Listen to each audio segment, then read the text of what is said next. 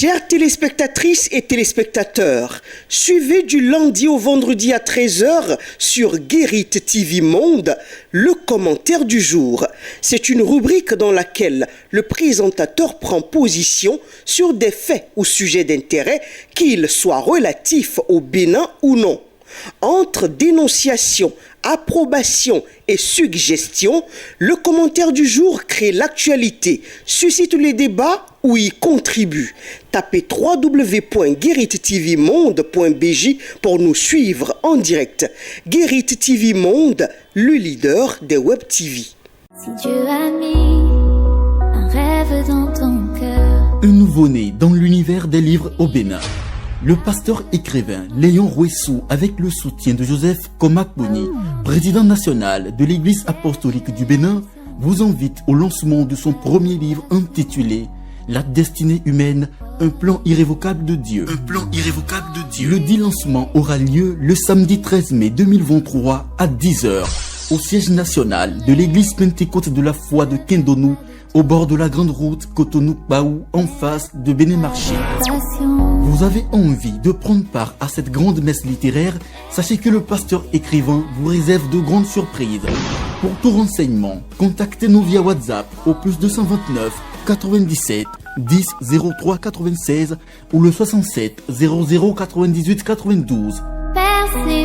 La destinée humaine, un plan irrévocable de Dieu, quand la littérature prend corps à travers un homme de Dieu.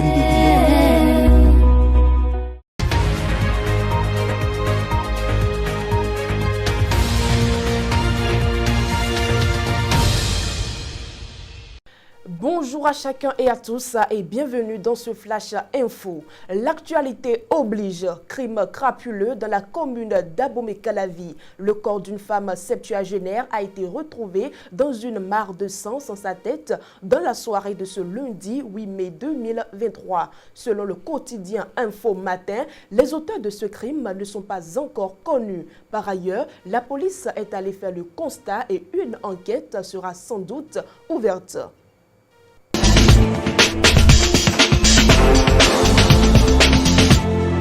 Les 4 femmes gardées à l'hôpital de Menontin pour n'avoir pas réglé leurs factures ont été libérées dans la matinée de ce lundi 8 mai 2023. Apprend-on de Bip Radio. Leur libération fait suite à l'intervention du ministère des Affaires sociales et de la microfinance et de celui de la santé à travers la direction départementale littorale des services sociaux. Précisons que ces femmes devaient une somme comprise entre 80 et 200 000 francs CFA.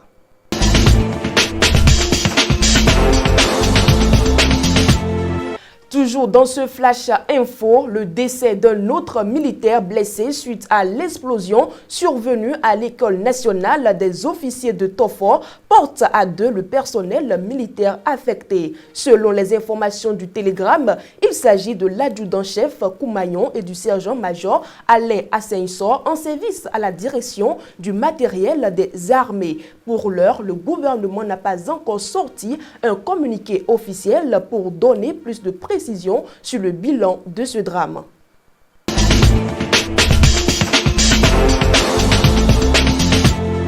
Et pour finir, sachez que désormais au Bénin, il est interdit de faire travailler des enfants de moins de 14 ans, que ce soit devant les étalages au marché pour vendre ou dans un atelier pour apprendre un métier. À cet effet, le gouvernement a lancé une campagne de sensibilisation dénommée « Tolérance zéro au travail des enfants dans les secteurs à forte prévalence ».